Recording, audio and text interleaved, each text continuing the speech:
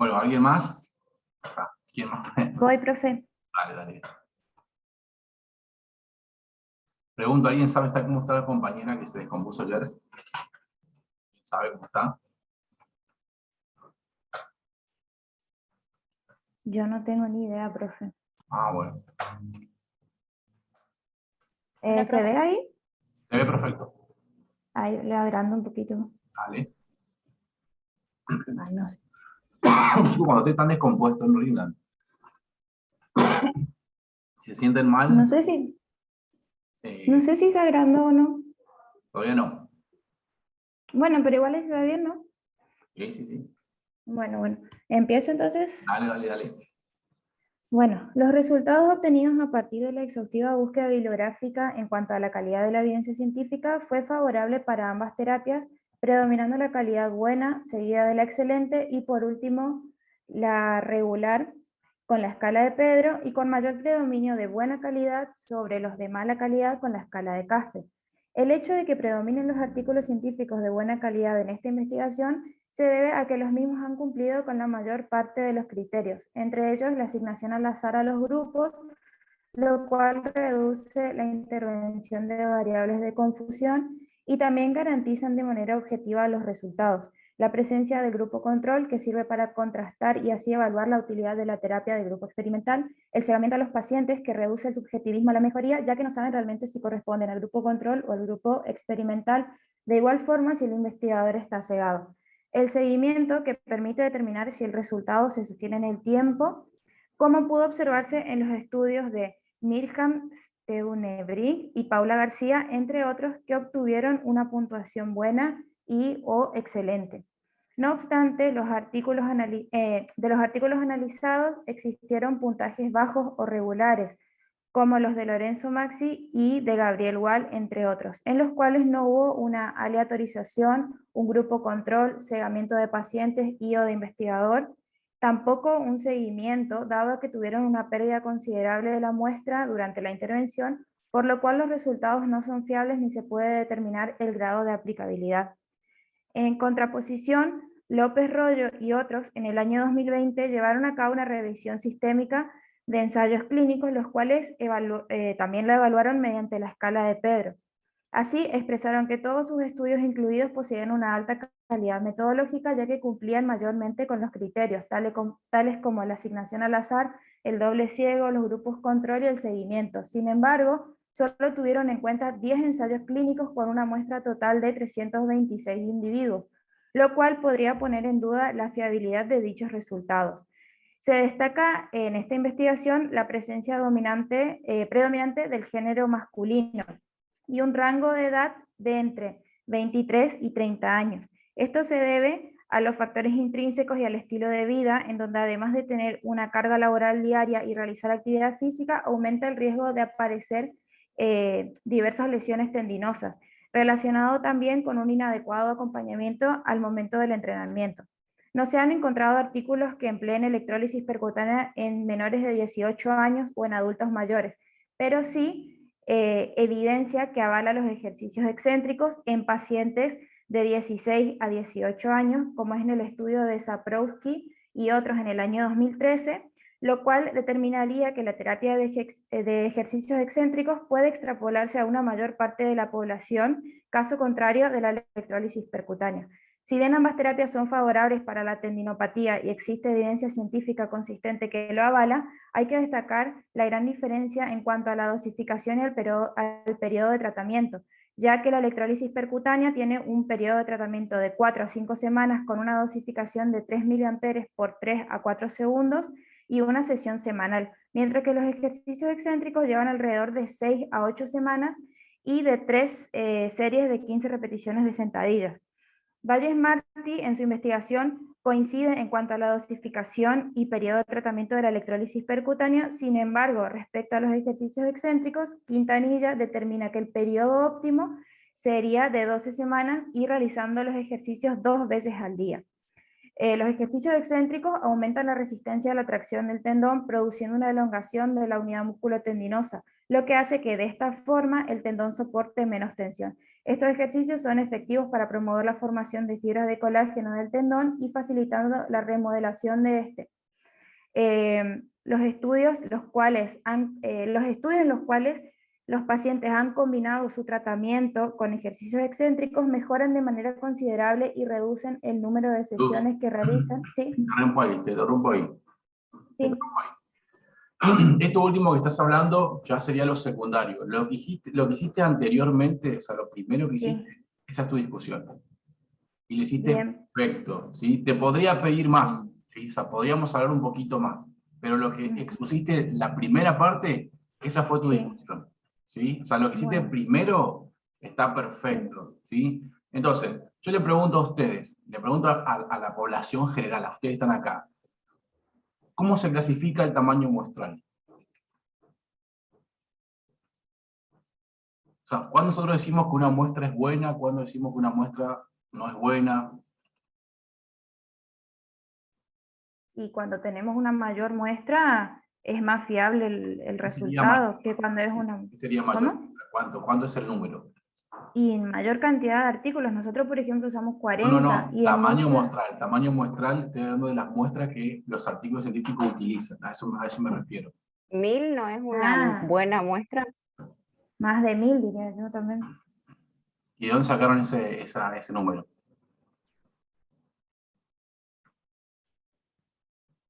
Y Pero... del total que nosotros, de nuestros resultados. Me está chamullando lo que No, dijo. pero sí, de nuestros resultados. No, Nosotros sacamos... no, yo estoy hablando de sus resultados. Estoy hablando de cómo clasificamos su tamaño muestral. O sea, cuando decimos que un tamaño muestral es bueno, digamos, regular El y cuando nivel de dice... precisión y eso. No, no, no. Por ejemplo, ustedes me dicen que un tamaño muestral de 1000 está copado, digamos, o sea, como que es un buen tamaño muestral, ¿sí? Entonces yo le pregunto, ¿de dónde sacaron que 1000? Me dicen de mi resultado. No, no, no es de mi resultado, no, sino que eso tiene una base metodológica. Entonces, ustedes vayan al libro Álvarez Pineda, ¿sí? Anótenlo. Es una enfermera, ¿sí? Que ha descrito la investigación de una forma tan hermosa. Y en su libro ella categoriza, citando a otra bibliografía, por supuesto, a las muestras, ¿sí? Tamaños muestrales menores a 100 son muestras pequeñas, ¿sí? Pequeñas, ¿sí? Por debajo, digamos, de 500, entre 500 y 100, ¿sí? Perdón, tamaños muestrales por debajo de 30, ¿sí? Son pequeñas muestras. Entre 30 y 100 son, de alguna forma, muestras regulares, y más de 100 muestras, diríamos, de buena calidad. O sea, muestras que nosotros podemos extrapolar. ¿Hasta ahí me siguen, gente? ¿Hasta ahí me están siguiendo? Sí, profe. Bueno, eso hay que leerlo, y hay que saberlo. Se pueden presentar a rendir si no saben esa clasificación de muestras de Álvarez Pineda, que ni nosotros ni nacíamos ni la clasificó. Ahora bien, pregunto, ¿por qué una muestra de más de 100 es considerada buena? ¿Qué es lo que les parece a ustedes? Denme una opinión metodológica, sin chazaraza, a ver.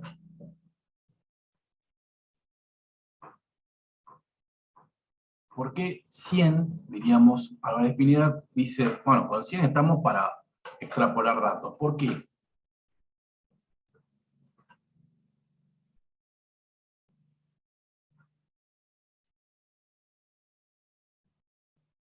¿Qué se les pasa por la cabeza? Y puede ser para evitar variables de confusión, profe. Las variables de confusión se ajustan de acuerdo, diríamos, a la asignación al azar, ¿sí? A la equivalencia de grupos, que es uno de los requisitos del diseño experimental, ¿sí? Diríamos, no está mal lo que me está diciendo Gustavo, Héctor, pero te quiero decir que va por otro lado. A ver, ¿qué más me pueden decir? ¿Conocen lo que es el teorema del límite central? Díganme si o no, no pasa nada. Si no saben, no No, saben. profe. Bueno, entonces ya tienen motivo para leer ahora. Profe, ¿de dónde leo el teorema del límite central? Hay un libro que yo se los pasé a ustedes de estadística que se llama Rickin, ¿sí? De ahí lo pueden leer, ¿sí?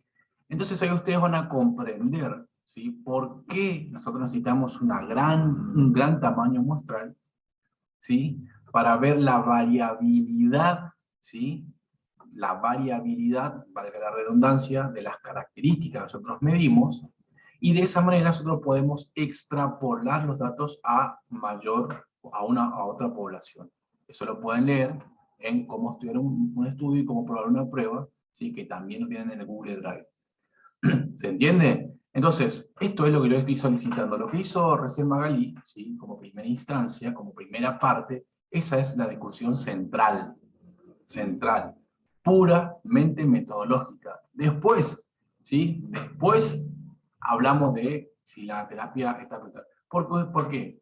Porque de ahora en más ustedes, digamos, para mí, o sea, así yo los veo a ustedes, para mí, ustedes ya son profesionales. O sea, esto lo de la tesis, de alguna forma, es una formalidad académica para demostrar integración de todo lo que ustedes dieron en toda la carrera, ¿sí? Pero más de ustedes, hace 1 año, 2 años, ya vienen atendiendo pacientes, ya sea bajo supervisación o haciendo domicilio, lo que sea. Y muchos ya tienen propuestas laborales y perfecto. Entonces, la profesionalidad ustedes ya lo tienen. O sea, a mí, yo lo hablo como si estuviera hablando con el licenciado Saracho, por ejemplo, ¿sí?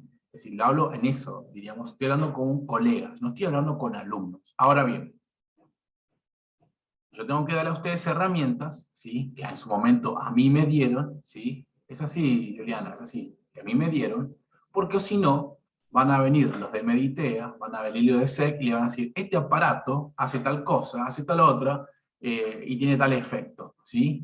Y Meditea y SEC te muestran los estudios científicos, pero te cuentan lo que quieren. Entonces, ¿vos qué haces? No, listo, ese ultrasonido lipolítico, adentris, 40.000 mangos, 50.000 mangos, 70.000 mangos, comprá, porque no solamente que te la venden el aparato de la carcasa de la computadora, sino que no tengo nada en contra de Meditea, sépanlo, ni de la otra empresa. Está mal que el hombre, pero se lo digo, diríamos, porque sé cómo se vende la cuestión. Entonces, ellos te muestran los artículos científicos. Te dicen, mirá, hubo un estudio en Australia, que en esto, que lo otro, y vos así, ¡guau! Encima que está copado, encima que esto, encima muestra evidencia científica. Bueno, copado. Entonces ahí uno entra y dice, bueno, pará. ¿Cómo midieron eso? Con tal instrumento. ¿Y ese instrumento qué validez tiene? Ah, no sé. Ah, bueno, sí, eso es importante. ¿Y cuál fue el tamaño muestral? No, bueno, eran 15 personas, 17 personas, era un diseño de caso. Ah, bueno, entonces no es lo mismo, ¿sí? Y se ajustó, como dice Gustavito, por edad, o sea, las variables de confusión se controlaron.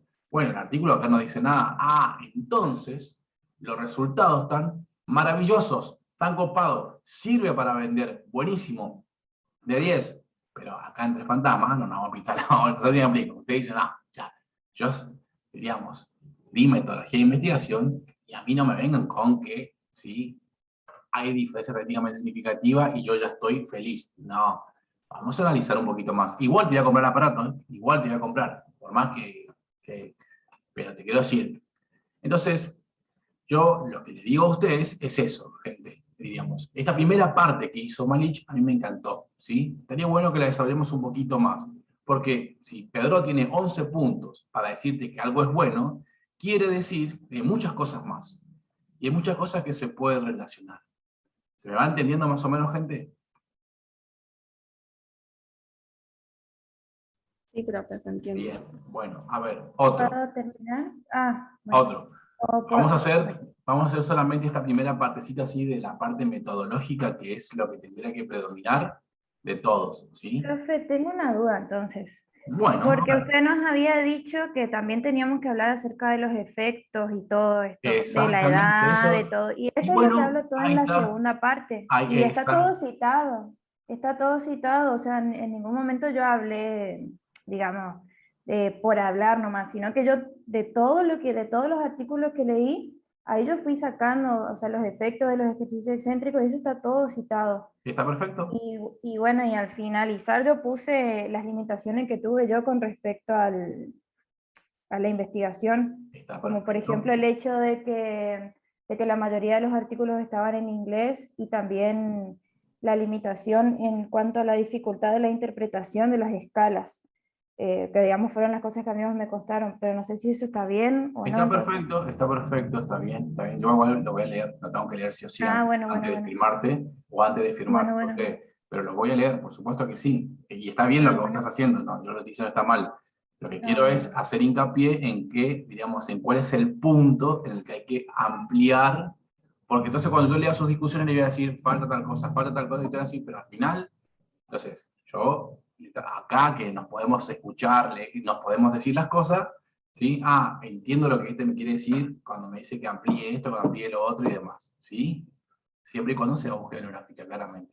El resto, lo mismo que lo hizo Rita, lo hiciste vos, la parte exclusivamente de análisis de las variables, eso, perfecto. No, ni te digo nada.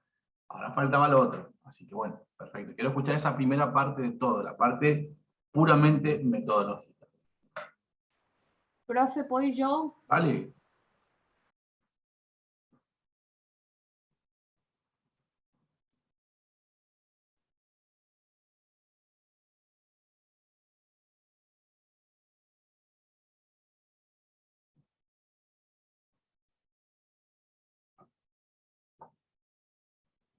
Ahí estoy yo. Ahí se está viendo algo. Me veo a mí mismo. Cuando era flaco. Qué época, ¿no? ¿Arranco, profe? Y no sé. Sí, no, yo no veo nada, ¿eh? No sé ustedes si están viendo algo.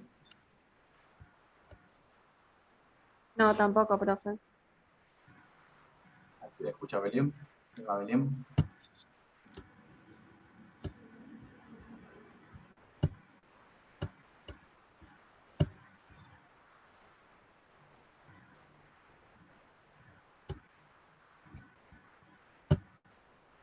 ¿Y ahí? Ahora sí. Ok, arranco. Dale. Discusión. La búsqueda bibliográfica arrojó diferentes diseños de artículos científicos, entre ellos ensayos clínicos, revisiones sistemáticas, metaanálisis, con respecto a comparación de fisioterapias convencionales con terapias alternativas para la capsulitis adhesiva primaria de hombro. En la calidad y la evidencia predominó una calificación buena por sobre una excelente, y esta última por sobre una calificación mala o regular, según la escala Pedro utilizada para ensayos clínicos, con respecto a la escala CASPE utilizada para revisiones y metaanálisis, que arrojó un resultado de alta calidad que predominó sobre una baja calidad. Los siguientes resultados fueron dados porque los artículos analizados cumplieron los requerimientos correspondientes.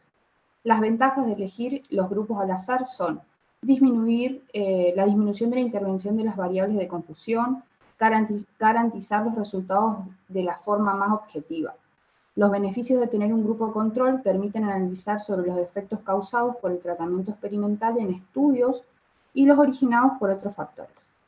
De todos los artículos revisados y analizados, arrojaron 3, con el 11%, con una calificación mala, y 8 con el 30% con calificación regular, los cuales no cumplieron los siguientes ítems. No tenían grupo control, no fueron aleatorizados o no pudieron diferenciar entre los grupos un resultado certero. Uno de los artículos cuyo autor, Hayat A. y colaboradores, recibió puntuación mala por no cumplir varios ítems. Ejemplo, la asignación no fue oculta. Todos los sujetos no fueron sedados, tampoco los evaluadores. En caso de la puntuación regular, el artículo cuyo autor fue Dueñas L. y colaboradores no cumplió con los siguientes ítems. Los grupos no fueron similares al inicio en relación a los indicadores de pronósticos más importantes, todos los sujetos no fueron sedados, todos los terapeutas que administraron la terapia no fueron sedados. Se observó un predominio de esta patología, capsulitis adhesiva primaria de hombro, que afecta mayoritariamente a las mujeres de mediana edad entre los 45 y 64 años, por factores de riesgo como el sedentarismo, diabetes y osteoporosis. Con respecto a los resultados arrojados por la escala CASPE, nos dio como porcentaje de artículos en mayor medida de alta calidad y baja calidad con menor porcentaje. Los artículos que lograron tener una baja calidad no cumplieron con los ítems de dicha escala, demostrando que los grupos no fueron tratados de igual modo. Los resultados de los artículos no se pueden aplicar a este estudio y que los beneficios a obtener no justifican los riesgos y los costes. Acerca de las terapéuticas y fisioterapias, todos los autores coinciden en respetar las fisioterapias convencionales de base: ultrasonoterapia, electroterapia, analgesia y masoterapia. Ahí interrumpo, Juliana. Ahí interrumpo. Sí. A ver, ¿Cuál es la importancia? Te pregunto a vos y le pregunto a tus compañeros, del grupo control.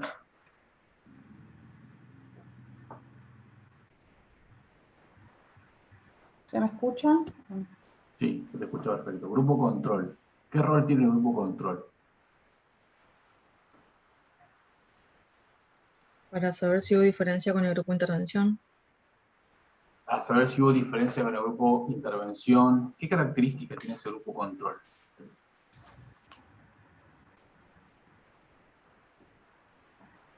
Y es similar, profe, al grupo de intervención en cuanto a Sí. características de la población, digamos. Exactamente, muy bien, muy bien. Entonces, obviamente que, como decía Juliana, diríamos, tiene que haber ese dato tiene que estar desarrollado. Es decir, uno tiene que tener presente que el grupo control le aporta, ¿sí?, mayor calidad, ¿sí?, a una investigación.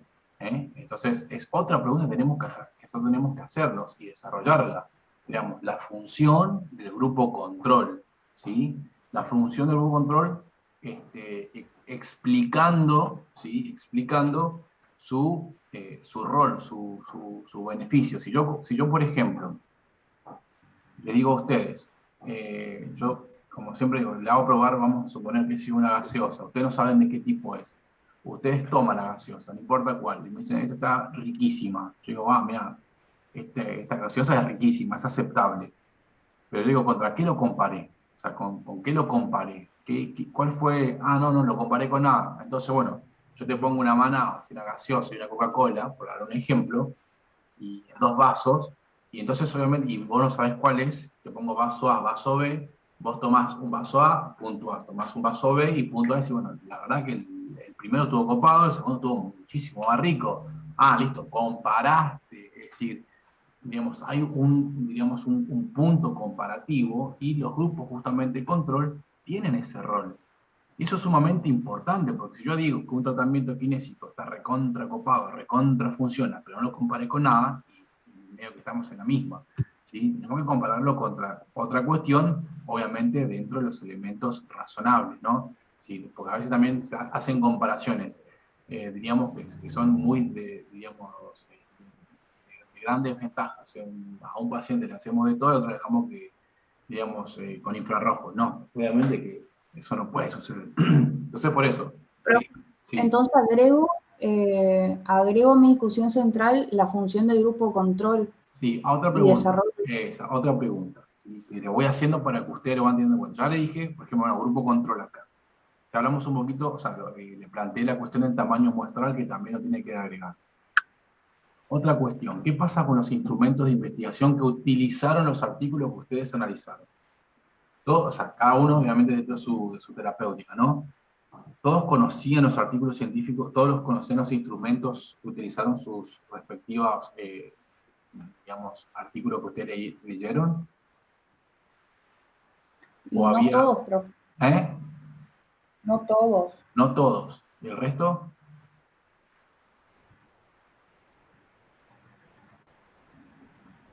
Tampoco, profe. Bien. Y entonces, eso, ¿qué les parece a ustedes como punto crítico?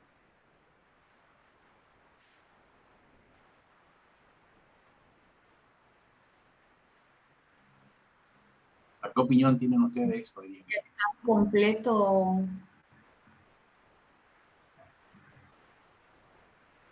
Y que no coinciden, profe, los distintos investigadores Yo pregunto, en cuanto al instrumento. vamos a hacerlo de esta manera. Yo pregunto, si yo tengo dos artículos científicos con las mismas variables, pero uno me saca una radiografía y otro me mide con la línea de la plomada. Vamos a suponer la columna vertebral, ¿no? Entonces ustedes dicen, digamos, ¿las conclusiones tienen el mismo valor? No, porque uno fue estudiado con un tipo de instrumento y el otro o sea, uno va a llegar a un resultado y el otro va a llegar a un resultado diferente porque utilizan dos tipos de instrumentos totalmente diferentes, que miden diferentes cosas. En realidad, digamos, no es que midan diferentes cosas, miden la misma, pero la sensibilidad de reconocer una alteración de columna, claramente que hay ciertas ventajas, ¿sí?, en este caso de una radiografía, con respecto a, digamos, una línea de la plomada. Pero nosotros no tenemos la capacidad de, digamos, sacar una radiografía todo el tiempo. y tampoco de prescribir eso. Entonces solamente tenemos una línea en la plomada y con eso salvamos, digamos, pasamos, ¿sí? Entonces, y eso, ese es un punto crítico que ustedes tienen que tener en su trabajo de investigación o que hacen búsqueda bibliográfica. Tienen 40 artículos. Entonces dice, bueno, todos ocuparon la misma, ¿cómo se dice? ¿Instrumento? No, no, profe, no ocuparon todo. Entonces, bueno, esto tenemos que decir que si todos los artículos científicos ocuparon diferentes instrumentos, algunos ocuparon más de un instrumento, ya eso me condiciona el resultado. Y ya eso me condiciona, digamos, la interpretación. Y ya eso me condiciona la extrapolación de los resultados. ¿Me van siguiendo por dónde quiero ir o no? Sí, profe. Entonces el análisis, ¿sí? Insisto, viene por este lado, gente. O sea, viene por acá. Después, si ustedes me quieren poner que esto fue perfecto, no fue perfecto, buenísimo. Pero acá está la cuestión, punto crítico. Si a mí, yo leo un artículo científico que tal terapia, ¿verdad? Es buenísima, pero miden con resonancia magnética, miden con tomografía axial computada, y vos decís, macho, yo no tengo eso para medir en mi consultorio, digamos, no puedo prescribirle a un paciente que se haga una tomografía axial computada.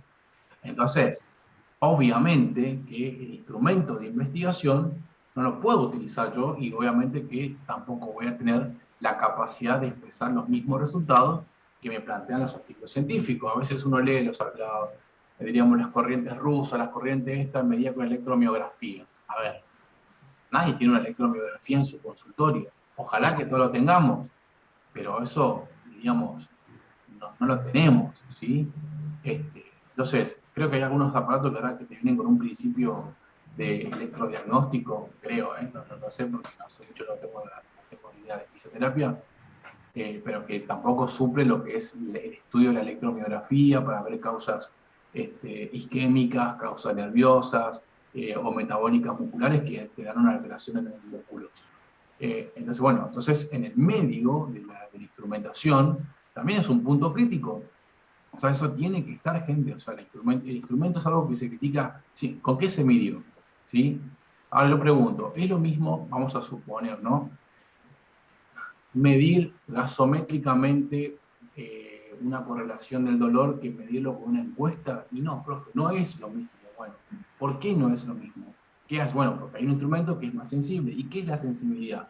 Es la capacidad de reconocer mediante el instrumento, ¿sí? Una alteración. ¿Y qué es la especificidad? Una capacidad de reconocer realmente los enfermos y no los que aparentan ser enfermos. Entonces, eso es lo que yo necesito. O sea, quiero que ustedes vayan por ese lado primero, ¿sí? Porque de eso se trata la calidad que tiene una investigación. Bueno, si entienden ahora el concepto, me parece que va a ser mucho mejor todo, ¿o no? Sí, profe, entonces voy agregando esas cositas que me dice usted y después le vuelvo. ¿Y el resto? ¿Está entendiendo? Sí, profe. Dejo de compartir, profe. Dale, perfecto. A ver, otro. Profe, yo no entendí lo de Profe. las herramientas. Bien. O sea, nosotros tenemos que, de los artículos, ¿no? Que algunos tenemos ensayos clínicos y eso, tenemos que sacar las escalas con las que midieron, o sea, por ejemplo, en mi caso el dolor en la patología. Y si todos usaron la misma escala. Ajá. O sea, si todos usan la misma escala, y ahí vos me decís, bueno, si todos usan la misma escala, copadísimo, buenísimo, ¿sí? Si todos usaron una pero sola no todos escala. usaron eso. No, bueno, exacto. Entonces, Y ahí, y a eso es lo que voy. Entonces uno va a decir, si vos tenés 2, 3, 4, 5 artículos científicos que utilizan diferentes escalas, ¿sí? ¿Cuál es la extrapolación?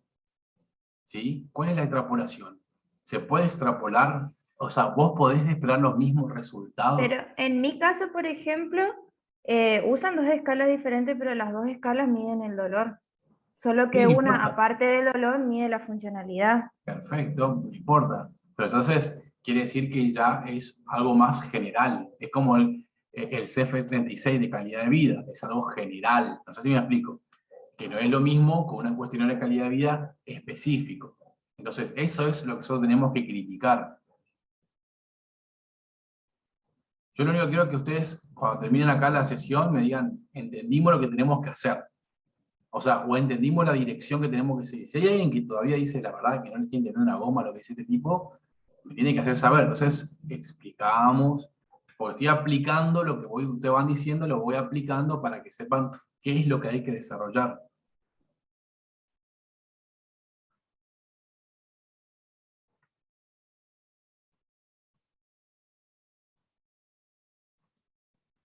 ¿Sí o no? Sí, profe. Se estaba entendiendo. Bien. Bueno, a ver quién más se suma. ¿Puedo exponer yo, profe? Dale, Mari.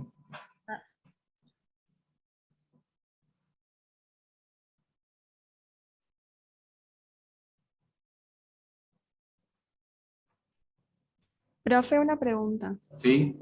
En la contraposición de las terapias, también tenemos que hacer críticas sobre la calidad metodológica, ¿cierto? ¿Cómo sería eso en la contraposición de las terapias? Claro. Claro, cuando hacemos la contraposición, bueno, tenemos que explicar la dosificación y, bueno, explicar también qué calidad metodológica dio con respecto a cada estudio. Exactamente, sí. Bueno, y con Pero ahí respecto a esos vos, resultados, por ahí, cuando haces digamos, una contraposición con respecto a las terapéuticas o a los estudios, podés integrar lo que anteriormente habías desarrollado desde el punto de vista exclusivamente metodológico, es decir, tamaño muestral, presencia o no de la variable género, edad, diseño de investigación, presencia o no de grupo control, es decir, hay varias cuestiones que podés chocar entre, diríamos, entre terapias. ah, bueno, ok, gracias. ¿Comienzo? Sí, comenzaron. Bueno. Profe, no sé por qué Juli tenía parecido al mío, pero bueno. Aviso porque no hubo copia.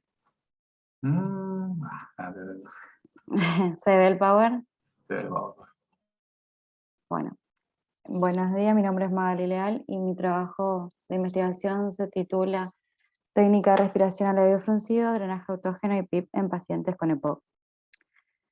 La búsqueda bibliográfica arrojó diferentes diseños de artículos científicos, entre ellos ensayos clínicos, revisiones sistemáticas. De los resultados de los artículos fueron heterogéneos y controversiales en cuanto a la técnica de respiración a labio fruncido, drenaje autógeno y PIP en adultos con enfermedad pulmonar obstructiva crónica.